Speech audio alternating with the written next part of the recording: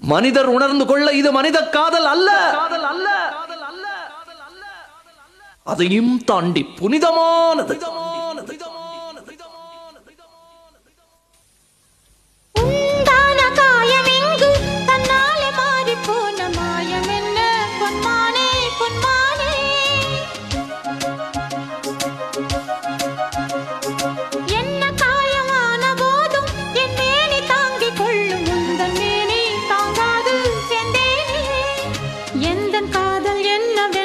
சொல்லாமல் ஏங்க ஏங்க அழுகை வந்தது.